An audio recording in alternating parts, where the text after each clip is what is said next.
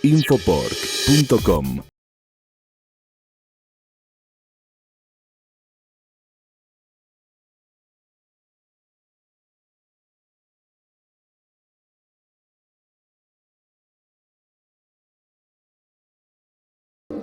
Buenos días a todos. Me toca presentar al doctor Jerome de Castillo.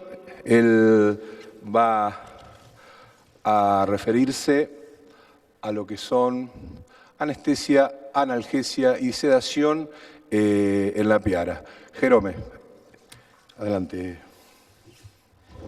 Sí, muchas gracias por la invitación y bueno, espero que esta vez mi acento pues no sea tan robótico como la última vez, hace 2 años. Esto es para mí un inmenso placer de volver a verles y presentarles algunos datos sobre anestesia, analgesia y sedación en la Piara. ¿Y por qué les hablo de esto? Bueno, pues, a ver, esto por qué no... vale, aquí. Entonces, el plan de la presentación va a ser como sigue. Vamos a dar primero las definiciones para decir, para explicarles qué es lo que es la diferencia entre anestesia, analgesia y sedación. Luego, ¿por qué hay que hablar de este tema que es muy importante, se está volviendo de una importancia extraordinaria en veterinaria porcina y en producción porcina? Vamos a ver por qué, y el tema más importante es que aquí, como ven, es el de la castración del lechón, que se está volviendo como una imposición por parte del público en general. Luego vamos a hablar un poco de anestesia y de analgesia, de los diferentes tipos de fármacos que existen para eso. Y luego pues vamos a concluir esto rápidamente para poder darles cancha a ustedes y que tengamos darles tiempo para preguntar y que yo pueda responder algo.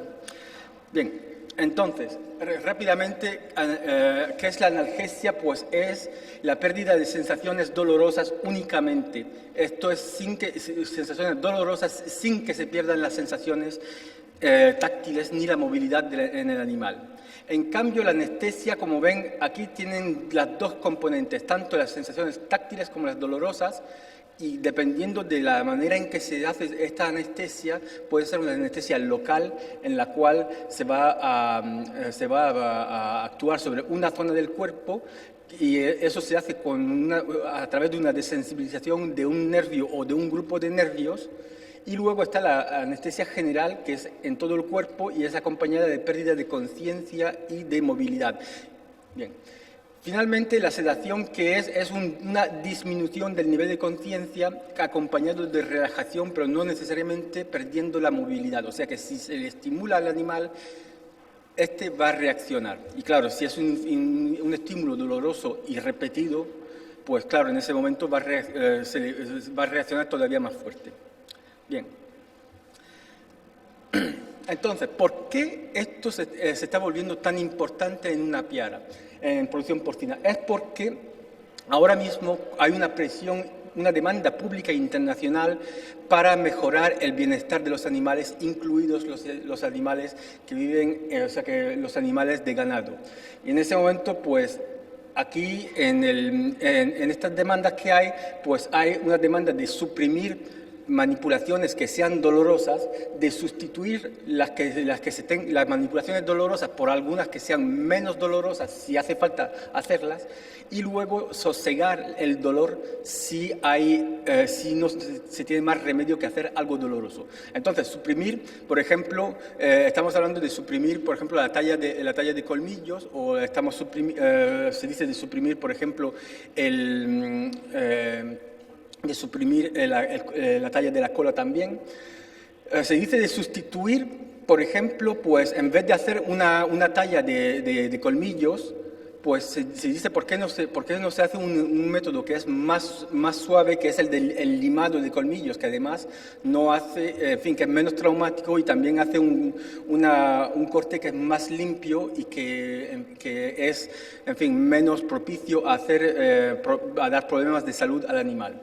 Finalmente, si hay algo que es muy doloroso, como por ejemplo sería la castración, pues hay que sosegar, o sea, que calmar ese dolor usando fármacos apropiados para hacer que esta manipulación sea adecuada, o sea, sea liviana para el animal. Entonces, estas son las tres manipulaciones que se hacen, que son dolorosas, que son manipulaciones que como saben, son obligatorias, o sea, es una práctica constante y rutinaria en una piara, y esto es lo que queremos hacer, esto es lo que tenemos que trabajar en ello.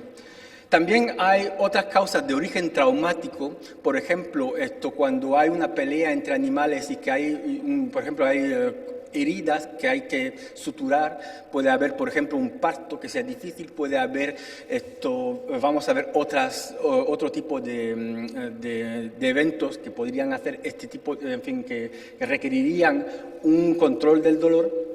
Vamos a hablar un poco de ello al final. Y bueno, hasta ahora siempre hemos tenido un poco los ojos cerrados con respecto a eso, hemos menospreciado el impacto que este dolor puede causar en el animal. Y en realidad, si uno se pone a estudiar y a mirar qué es lo que pasa desde el punto de vista fisiológico, ¿qué es lo que ocurre? Que hay una disminución del desempeño de los animales que están sufriendo dolor. Y ese dolor, desgraciadamente, tenemos muy poca facilidad para poder cuantificarlo, para poder medirlo, en qué intensidad tiene, pero que lo que se ve es que el dolor puede cambiar el apetito y la movilidad del animal, y en ese momento ese animal va a tener un consumo que va a ser errático, y en ese momento que va a ocurrir es que vamos a tener un desempeño, una toma de alimento que va a ser menor. No sé si estaban aquí en la conferencia que di en la última edición de la jornada, del Congreso Porcino, pero a lo de consumo errático me estoy refiriendo a lo siguiente. Cuando ustedes tienen unos animales que están en un grupo, ¿qué es lo que ocurre? Que están comiendo, o sea, tomando alimento o sea, dependiendo de la oportunidad que tengan. Y entonces, ¿qué va a ocurrir? Esto está muy fuerte, me voy a alejar un poquito, menos seco así, mejor. Bien, ¿me siguen oyendo? Sí. Bien, en ese momento, ¿qué es lo que ocurre? Que aquí ven la toma de alimento que se hace a través de los días. Cada pico es una toma de alimento por un animal en particular. Entonces, mirando qué es lo que ocurre en esa distribución del consumo individual, lo que hemos visto con comederos automáticos y con otras maneras de medirlo es que tenemos tres tipos diferentes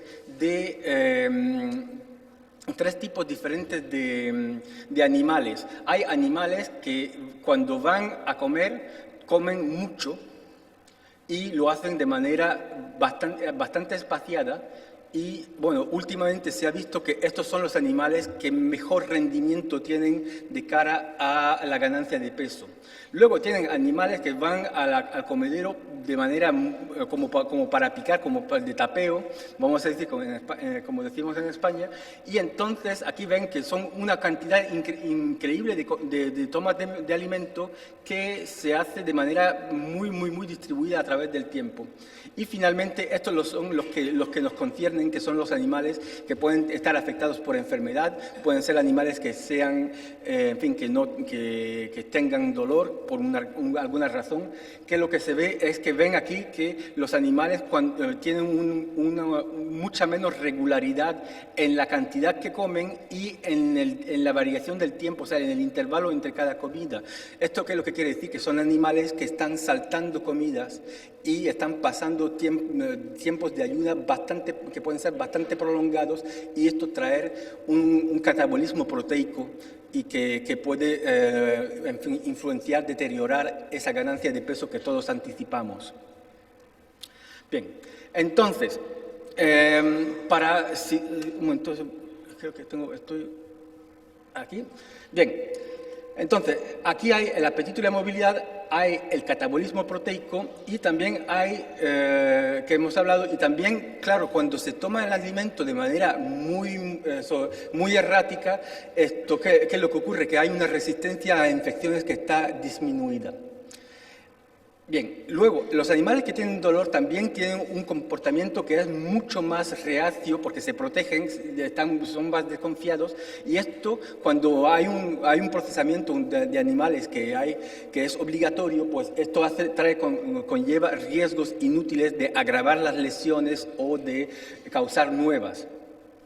Y finalmente, bueno, total, que la demanda pública internacional, el público, el consumidor está viendo que ciertos métodos que tenemos en la industria porcina los tachan de crueles, de innecesarios, y esto afecta de manera muy perjudicial a la imagen de la producción porcina. Y por eso nos están exigiendo y han hecho mucha presión a nivel político para que haya unas leyes que obliguen a los productores porcinos y a los veterinarios de dar a esos animales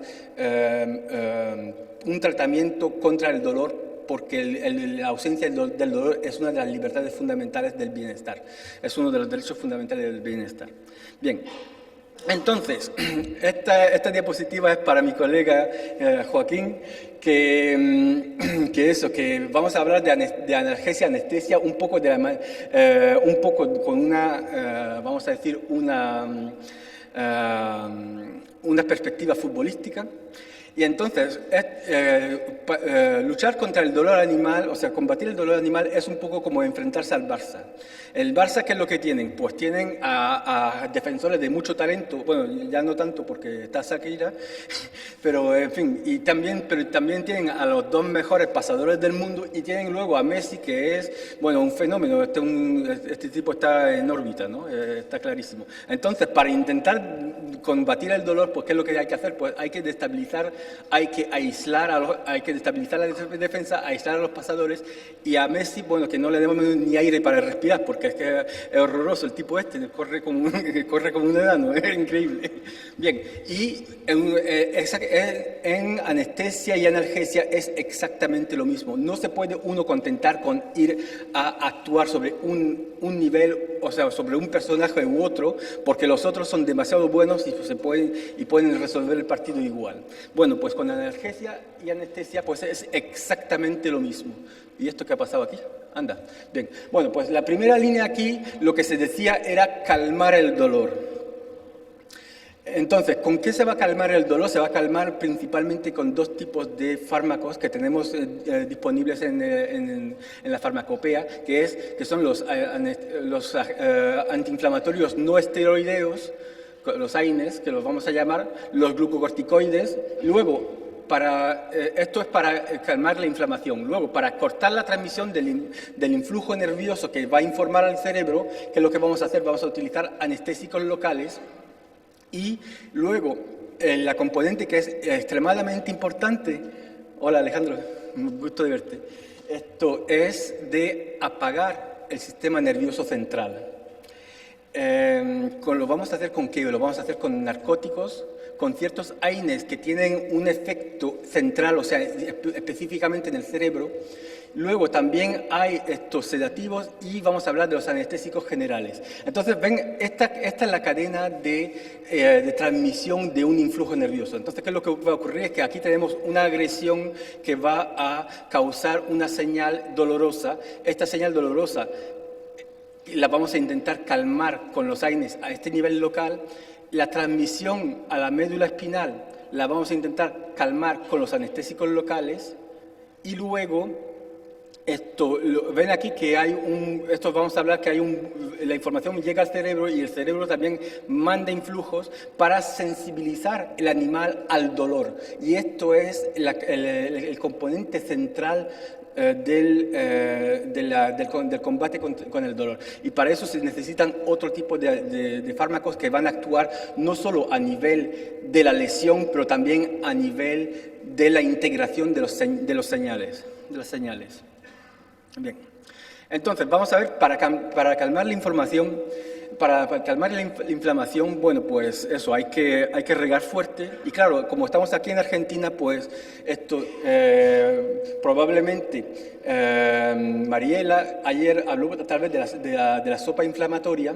No sé si lo hiciste, de todos los mensajes, en fin, de todas las citoquinas que van a hacer desarrollar en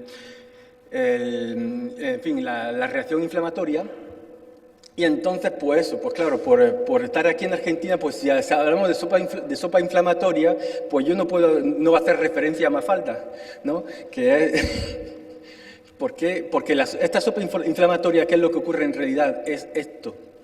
Tenemos, cuando hay una agresión a nivel de tejidos, ¿qué es lo que ven? Va a haber unas células que van a estar lesionadas y que van a producir ciertos mediadores de la inflamación, ciertas sustancias que van a aumentar, a generar esa inflamación, y también tienen otras componentes, otras células que van también a contribuir con otras sustancias, y esta mezcla de las diferentes sustancias es lo que genera la inflamación. Esto es lo que se llama la sopa inflamatoria. Entonces, esto puede tener un origen muy diverso, puede ser un trauma, puede ser una infección, puede ser también, esto en animales de compañía, puede ser de origen tumoral. Luego, ¿qué es lo que tenemos? Pues tenemos en este foco de lesión, pues va a haber una secreción de prostaglandinas, de serotonina, en fin, de otras citoquinas que son proinflamatorias, y esto va a sensibilizar los nervios periféricos y también van a sensibilizar a los nervios centrales. Luego, esto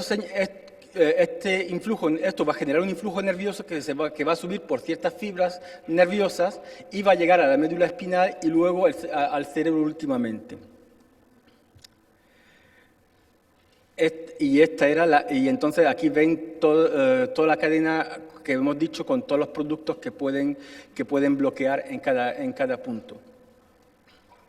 Bien, entonces, ¿qué tenemos como antiinflamatorios? ¿Qué es lo que están haciendo estos antiinflamatorios? Es de impedir la síntesis de sustancias y la actividad de células que engendran y agravan esa inflamación. Tenemos dos tipos, principalmente los glucocorticoides, que tienen efectos antiinflamatorios, pero lo que pasa es que también tienen efectos mucho más generalizados a nivel de otros órganos vitales como el hígado, el riñón, otros órganos.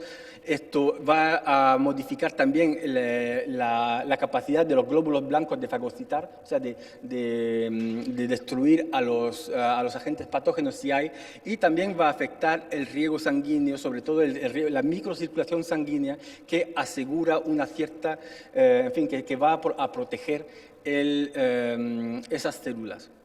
Los AINES, entonces, y aquí tenemos qué es lo que ocurre. Cuando hay un daño, estas sustancias se liberan,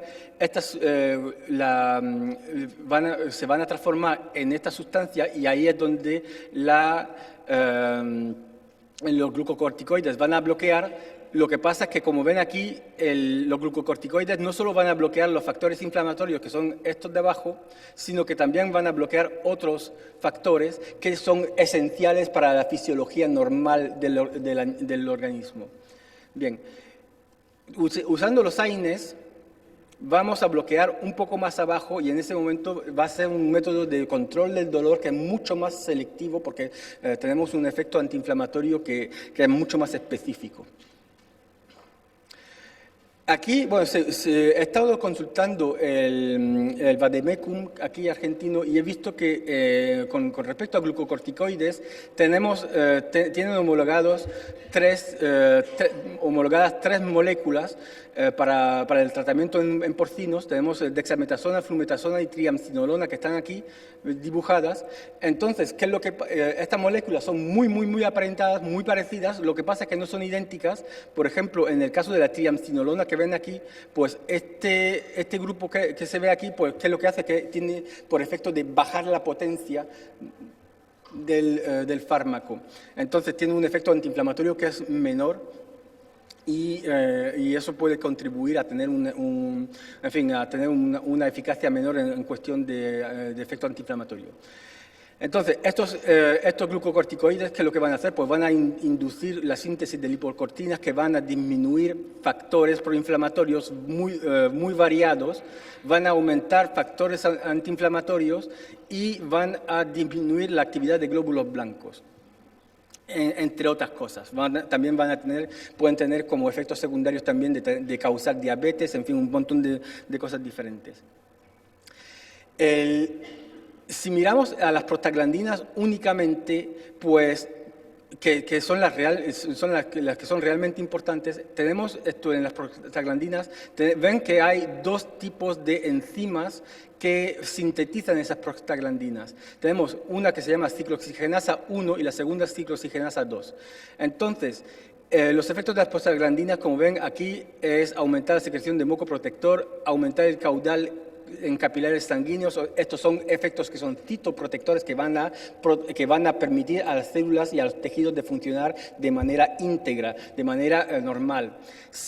En el riñón, pues como ven, también va a tener efectos en la función renal, sobre todo en la conservación del agua y los electrolitos. Esto, por ejemplo, en lechones, ya saben que la conservación del agua, los lechones se pueden deshidratar bastante fácilmente y, por tanto, el uso de estas sustancias puede causar una diuresis, por tanto, una pérdida de la capacidad del riñón a retener el agua, y esto puede causar a la larga problemas en los lechones.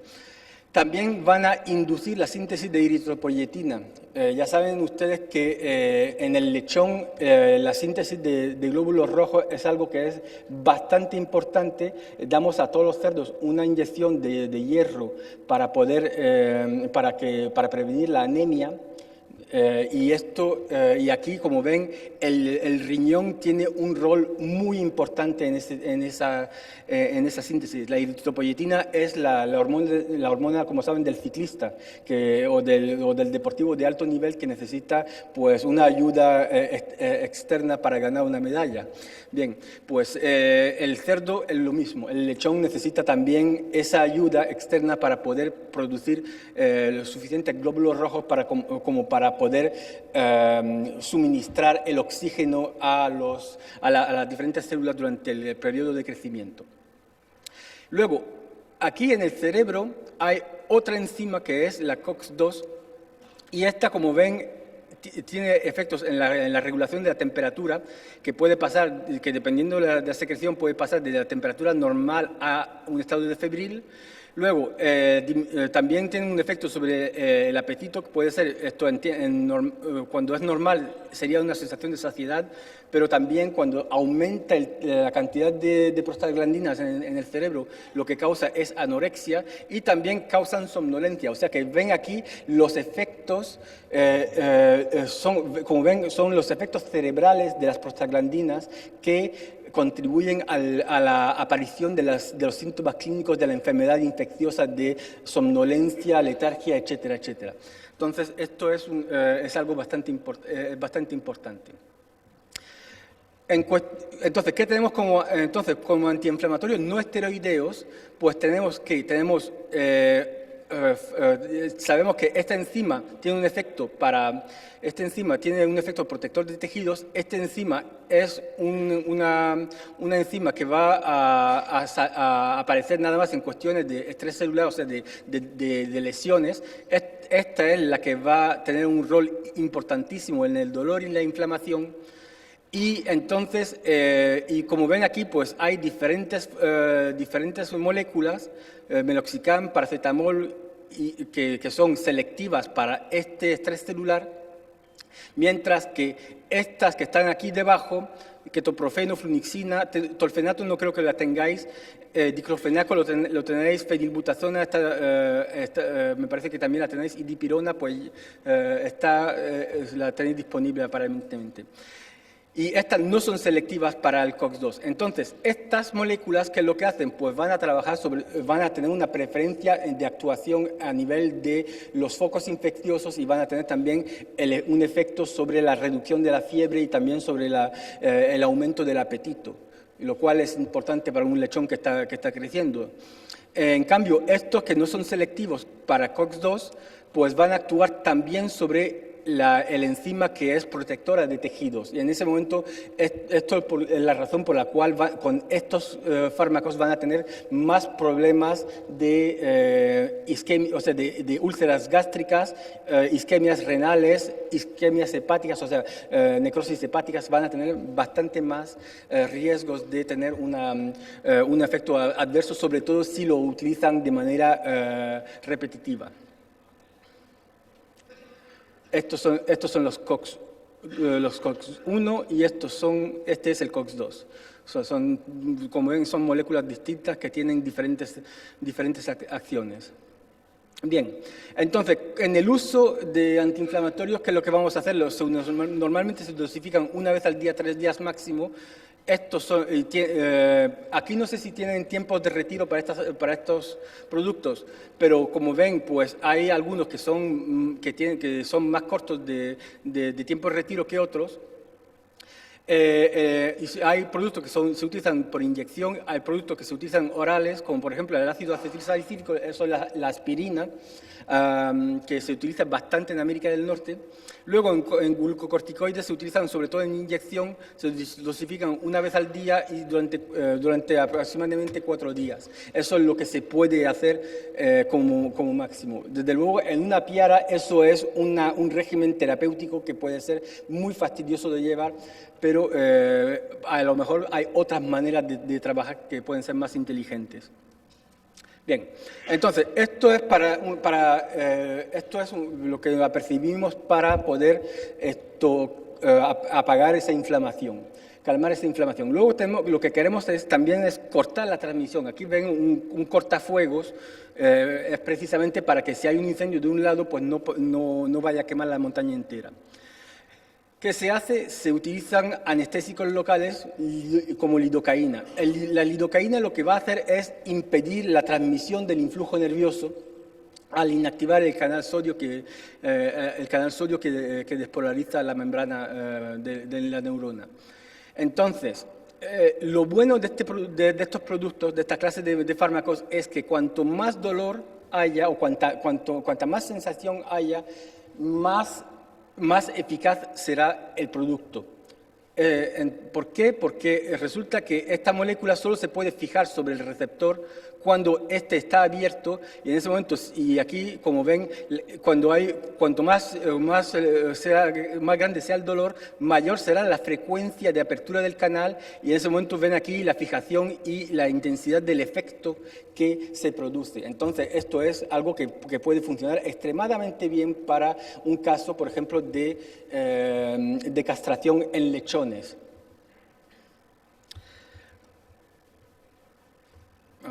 ¿Qué es lo que ha pasado aquí? No pasa nada. Bien, entonces, ¿cómo se utiliza el anestésico local? Pues ya lo sabe. Lo que se va a hacer, sobre todo, va a ser la inyección perineural. Aquí ven la punta de la aguja y ven un nervio, y en ese momento va a haber una difusión del fármaco que va a atravesar la pared del nervio y llegar hasta la neurona. Y ven aquí el nervio, una neurona que señala un dolor rápido, y esta es una neurona que señala el dolor persistente.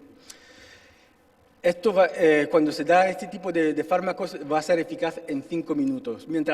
Pero también hay otros productos que se utilizan, por ejemplo, en perros y gatos, pero también en caballos, que son pomadas de aplicación tópica.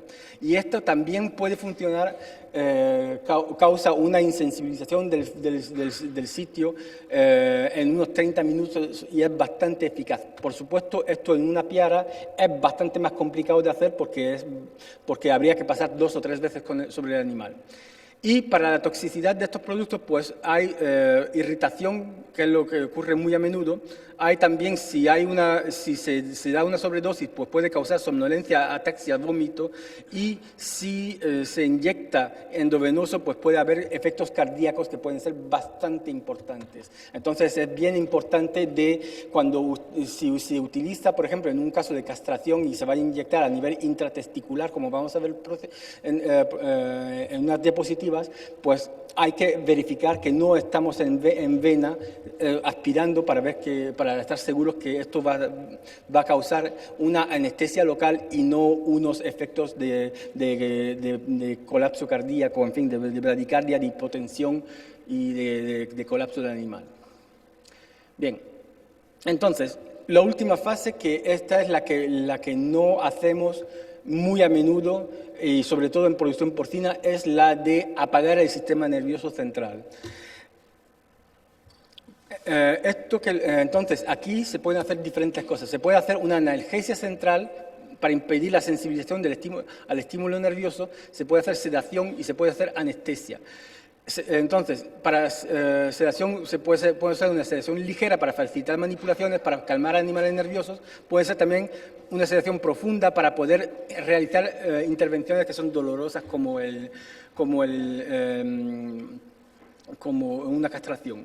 En cuanto a la anestesia, pues ya son intervenciones que van a requerir la inmovilidad, entonces que son muy dolorosas o que son muy delicadas y que por nuestros gestos, si el animal se mueve, podemos causarle más daño todavía. En analgésicos centrales hay dos tipos, hay los AINES y también hay los narcóticos. Esto no creo que esté homologado aquí en Argentina para porcinos, pero en otros países sí lo está. Entonces, uno que es muy interesante como analgésico central es el paracetamol, que en muchos países se da por vía oral, en el agua o en la comida. Es una molécula que se absorbe muy bien, que pasa en la leche y que en ese momento, dando de comer a la madre, pues se puede suministrar este analgésico a los lechones. Esto puede ser algo que puede ser muy interesante como maniobra para controlar el dolor en lechones. También, pues todos los AINES que hemos mencionado anteriormente, meroxicam, ketoprofeno, flunicina, ácido acetilsalicílico, y ven aquí, el tema es, cuando estamos hablando de sensibilización, es que aquí ven un retorno nervioso que viene a influenciar las neuronas aquí a nivel de la médula espinal y a nivel de la base del cerebro, del tronco cerebral, y en ese momento que lo que hace es que va a bajar el nivel de detección de los influjos dolorosos, o sea que los animales sienten más dolor del que inicialmente percibían. Es una agravación del dolor, eso es lo que se llama un dolor neuropático o una hiperestesia, es lo mismo. Bien, en ese momento esta componente es precisamente la que no estamos corrigiendo correctamente en una piara y que podemos trabajar de manera bastante fácil con ella. En cuanto a los sedativos y anestésicos, pues tenemos aquí en cerdos lo que se utilizan principalmente estos dos, azaperona, que ya no está disponible aquí en Argentina aparentemente, pero que esto es extraordinario, es un fármaco que funciona extremadamente bien en cerdos porque tiene un efecto rápido, la sedación es profunda y es de corta duración, o sea que con esto se podría hacer se pueden hacer intervenciones bastante interesantes, como por ejemplo suturar una herida o hacer una castración.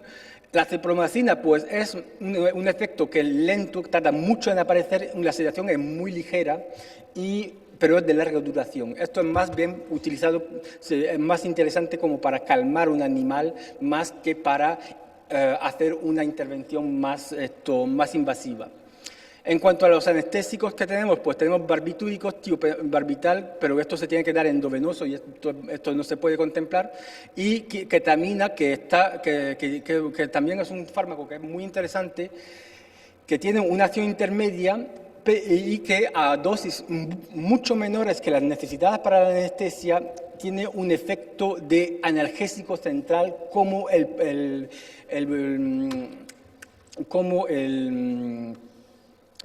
paracetamol. Esto también puede ser una componente muy interesante para castración, o sea que se puede dar en combinación lidocaína con ketamina en baja dosis para poder no solamente bloquear el influjo nervioso, pero también permitir al animal de no dispararse en cuestión de sensibilización al dolor. Finalmente hay inhalatorios. Y esto me va a decir, ¿pero por qué estoy hablando de esto en una piara? Pues en ciertos países europeos es obligatorio.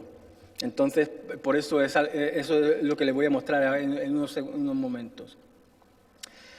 Aquí unas fotos de anestesia local antes de castrar. Entonces, ¿qué es lo que ven? Pues aquí tienen un lechón que le estamos inyectando intratesticular una cierta dosis que más o menos, bueno, para un lechón se necesitarían 2 mililitros y se dan pues la mayor parte dentro de cada uno de los 2 testículos y luego se guarda un poquito más para una proporción pequeña para el RAFE, o sea, para para poder, para el sitio donde vamos a cortar y también que va a anestesiar el cordón testicular. Esto se hace de manera rutinaria en países como Dinamarca, como Suecia, Noruega, Suiza, Holanda. Y esto en 2016 será obligatorio en Canadá. O sea que está tranquilamente progresando de un país a otro.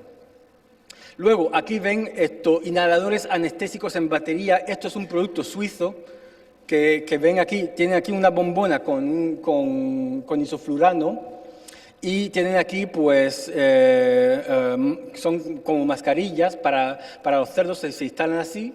Y tienen aquí una goma para sujetarlos y luego pues ahí se anestesian. El problema que hay con esto es que esos vapores de anestésico son tóxicos para el cuidador y para los cerdos. O sea que también hay que tener cuidado con eso. Este producto está bien, tiene una buena idea, pero hace falta razonar más, hace falta trabajarlo más. Y luego, pues, estos gases anestésicos, pues, son agentes muy importantes de efecto invernadero. O sea, que suben a la estratosfera porque son hidrocarburos fluorados. Causan efectos, o sea, destruyen la capa de ozono y causan también efecto invernadero. O sea, que esto es bastante... esto ha estado demostrado, hay gente de la NASA que ha trabajado en esto para demostrarlo. Bien, entonces, conclusiones. Para terminar, llevamos 35 minutos, el tiempo es justo pasado 2 minutos. Bueno, ¿está bien? Bien, estupendo. Bueno, pues eso, que para terminar esta charla, decirles que esto se está viniendo encima. Esto no se puede tomar a la ligera, tenemos que hacer algo para adaptarnos a esta exigencia del público y que hacen presión política. Como ya le he dicho, se está haciendo en varios países y tranquilamente se está propagando a través del mundo, pero el tema es que queda mucho por hacer. Y aquí, pues, esta mañana he visto con sumo placer un trabajo de una colega de la Cátedra de Farmacología de la Universidad de Buenos Aires, que tiene unos resultados muy interesantes sobre la potenciación del efecto analgésico combinado de la flunixina y de la lidocaína. Del meloxicam y la lidocaína, está ahí en el póster, está justo al entrar en los pósteres a mano derecha, es el segundo, si me acuerdo, y en Montreal, pues en mi grupo estamos trabajando en otros datos. Uno que me inquieta a mí muchísimo es la inocuidad de esos analgésicos en el lechón, porque como hemos dicho, esos fármacos tienen efectos a nivel hepático, tienen efectos a nivel renal, tienen efectos a nivel de hematopoiesis, o sea, del desarrollo de los glóbulos rojos. Y sobre todo son animales que son mucho más jóvenes que los animales en los cuales se han ensayado esos fármacos para hacer una aprobación a nivel nacional. Entonces, los lechones son mucho más, son inmaduros desde el punto de vista fisiológico y creo que hay que verificar esa inocuidad, que me parece que es muy importante. También estamos trabajando con AINES y su compatibilidad con otros fármacos para poder administrarlos simultáneamente para ganar tiempo a nivel en la piara. Estamos mirando también otros protocolos para la castración, como por ejemplo el uso de ketamina a nivel analgésico y cosas por el estilo. Y estamos mirando también otros usos pertinentes que pueden ser bastante interesantes. El que a mí me llama más la atención es el uso de neurolépticos como la cepromacina o la zaperona para prevenir la mortandad por golpe de calor en madres. Esto es un problema que en Canadá, aunque es un país con reputación de ser muy frío, también ocurren. En el mes de agosto tenemos madres que están muriendo así de golpe por el calor. Hemos hecho algunos ensayos que parece ser que con la zaperona o con la cepromacina se puede bajar el nivel de temperatura corporal de esos animales y en ese momento pues darles la oportunidad de calmarse y de atravesar el periodo de calor intenso y así pues que no se mueran. Total, que hay todavía muchas cosas interesantes por hacer y con la ayuda de ustedes pues vamos a poder identificar cuáles son las mejores cuestiones y traerles las soluciones que le hacen falta en la tierra. Con esto pues les doy mucho las gracias por vuestra escucha. También quiero agradecer al comité organizador de haberme invitado otra vez a venir a hablar con ustedes y pues, a partir de ahora pues ya puedo tomar preguntas. Gracias.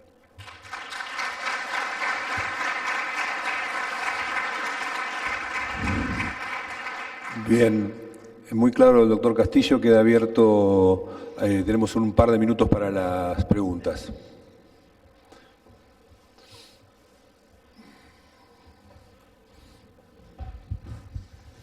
Bueno, de entrada, muchas gracias por el símil futbolístico, Jerome, en ese sentido. Espero que la temporada 2014-2015 sea mejor que la anterior, de todas maneras, y que no lo frenen tanto a Messi, como mínimo. Ya directamente al tema de tu charla, lógicamente, cuando hablamos de analgesia, anestesia, sedación en porcino, pues la castración es lo primero que nos viene a la cabeza. Sí. Podría tener otras utilidades, pero la castración es la número uno. Al menos en Europa y creo que en el resto del mundo también, pues cada vez se habla más de inmunocastración. Pues sí. El producto pues, de Zoetis, en este caso Improvac, etcétera, pues es algo que efectivamente, aparentemente, no solo no afecta a lo que es calidad de canal, etcétera, etcétera. Por tanto, ¿no sería una mejor alternativa utilizar un sistema de inmunocastración que no el uso de métodos que al fin y al cabo son traumáticos para el animal, lógicamente, y cuando siempre estamos hablando de bienestar animal, pues hasta cierto punto esto va claramente a la contra de ello? Y luego también hay otra alternativa que, lógicamente, la castración tiene el objetivo, al fin y al cabo, de evitar ese olor especialmente a macho en la carne. Claro, si estamos sacrificando a pesos relativamente bajos, y estoy diciendo igual a 90-100 kilos y no a 120, 130, etcétera, igual en gran parte también lo estamos evitando. Entonces, ¿no serían mejores alternativas que la castración puramente física, como es lo que estamos haciendo? Simplemente para conocer un poco tu opinión en ese sentido. Desde luego que la castración, pues, en fin, hay otras alternativas a la castración quirúrgica. Me parece que los trabajos que se están haciendo con inmunocastración son muy interesantes y son prometedores. Ahora bien, lo que yo me estoy preguntando es cómo cuando se hace inmunocastración se está actuando sobre todo sobre las células de Sertoli y no las de Leydig. En ese momento, pues claro, el efecto está previniendo ciertas hormonas de aparecer, pero no está previniendo otras hormonas. El tema que me gustaría saber es no solamente el desempeño, porque bueno, desde el punto de vista zootécnico la inmunocastración me parece muy buena desde el punto de vista zootécnico y bueno, también menos dolorosa, pero no se ha investigado tampoco ese tema y qué es lo que pasa a largo plazo desde el punto de vista fisiológico en el animal. Los estudios han sido enfocados al desempeño zootécnico. Me parece que es una muy buena alternativa. En un momento dado me parece que será algo que se puede hacer. Lo que pasa es que, claro, en cualquier, sea lo que sea, en un momento dado siempre habrá ocasiones en donde se necesite hacer cirugías o suturas o calmar el dolor, como por ejemplo en artritis o en cosas por el estilo, y se va a necesitar un mejor manejo de ese tipo de fármacos en una piara. La colega de Uruguay, Sí. el micrófono, por favor. Buenos días. Sí.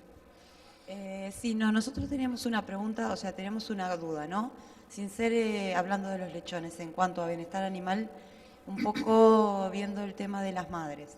Sí. En el caso de tener que, bueno, una cesárea no se hace, o sea, no es viable, pero a la hora de salvar lechones, cuando tenemos que sacar en un problema de un parto distóxico, ¿qué probabilidades hay, o sea, qué posibilidades hay de usar una analgesia epidural o una anestesia epidural, una analgesia o algún método en la madre que o sea, la apertura de esa cerda no sea tan cruento, ¿no? Y tan falta de todo bienestar animal, porque bueno, el animal se va a morir igual, pero bueno, para una cesárea hay la posibilidad de utilizar esas anestesias locorregionales a nivel de lumbosacro, se hace y también, o sea que y funciona bastante bien. Claro, por supuesto, esto va a permitirles hacer la cesárea propiamente dicha, pero no es algo que se pueda utilizar a largo plazo porque supongo que ustedes querrán que esa madre amamante a los lechones.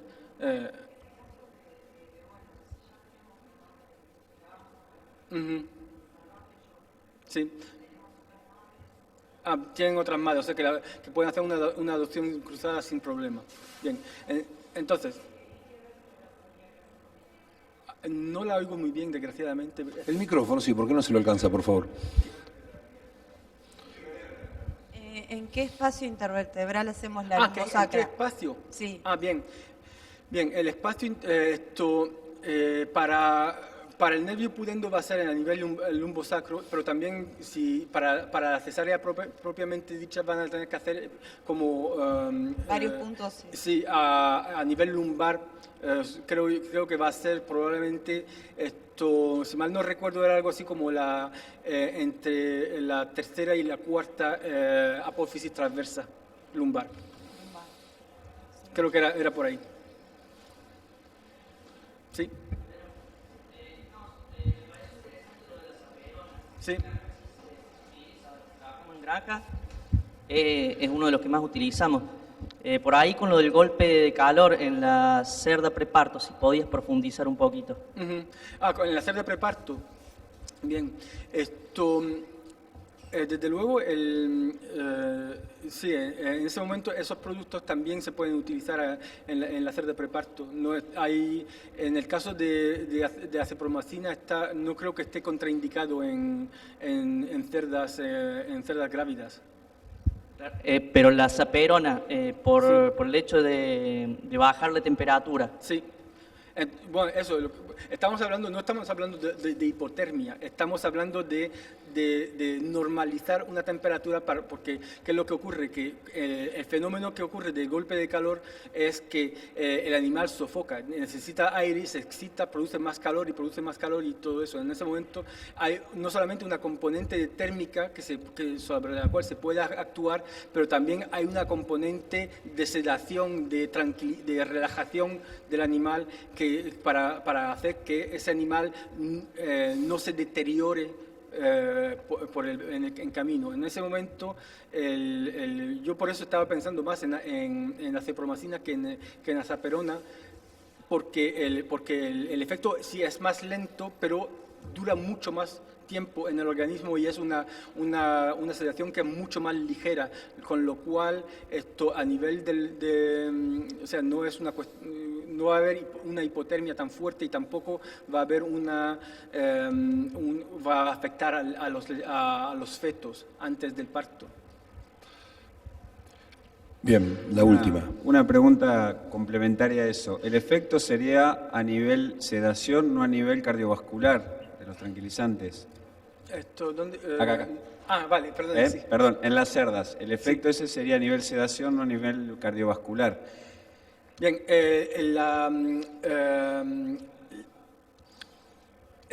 sí, por supuesto que esos fármacos, o sea, la azaperona o la cipromacina, tienen un efecto hipotensivo un poco, pero claro, es una cuestión de dosis que se administra. Tampoco van a ustedes a dar una dosis como para una preanestesia.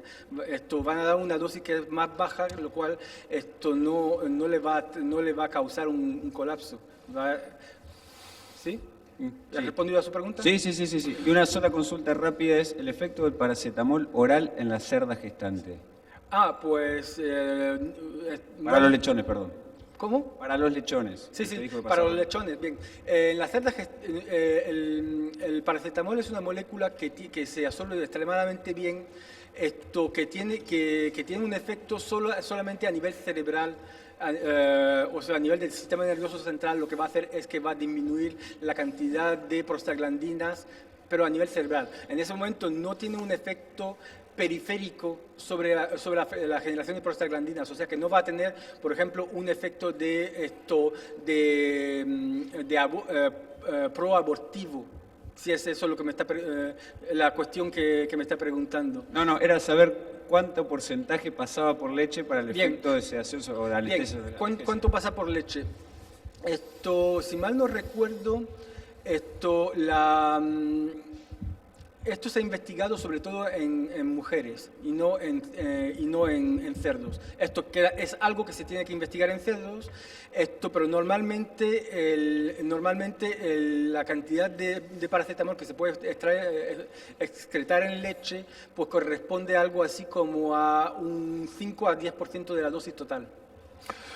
Bien, para terminar, quería hacer un comentario y una pregunta, Jerome.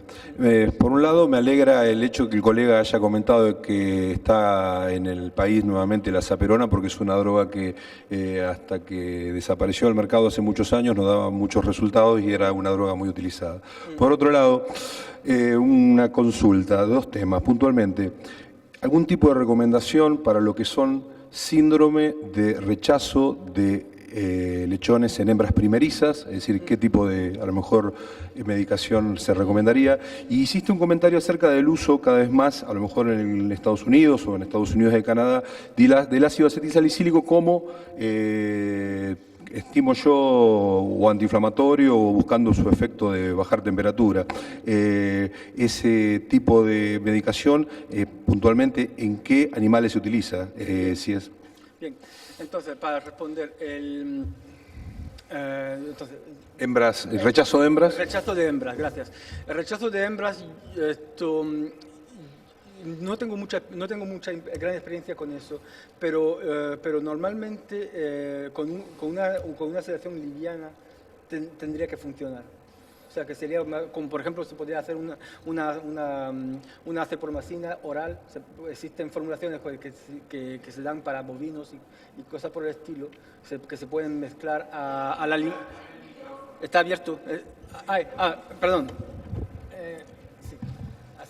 Ahora sí, bien. Perdonen ustedes. Entonces, decíamos que para el rechazo de las hembras primerizas, lo que hace falta es una sedación que es más liviana. Tampoco queremos un animal que esté amortizado, o sea, amortiguado hasta el punto de dejar de amamantar a sus cachorros. Bien, en ese momento la cipromacina tiene pinta de ser un mejor fármaco y también también porque se puede dar por vía oral. Mientras que la azaperona no se puede dar por vía oral.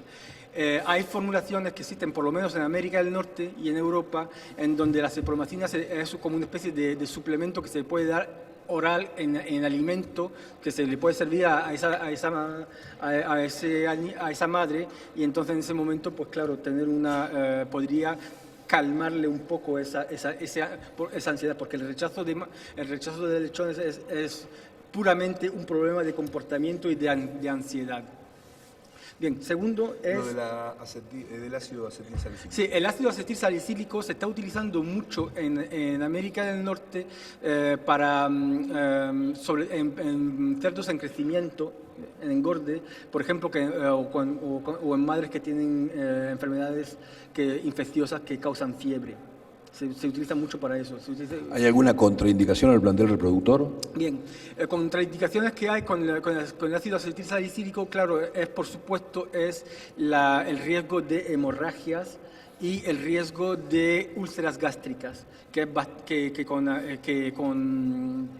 con ácido acetilsalicílico pues es bastante frecuente, y sobre todo que en cerdos que tienen una mucosa gástrica muy delicada es algo que hay que tener cuidado. Yo por eso que normalmente prefiero utilizar un ácido, o sea, no un ácido sino un paracetamol a un ácido acetilsalicílico. Bueno, Jerome del Castillo, muchísimas gracias por tu disertación. Esperamos que haya sido de su agrado.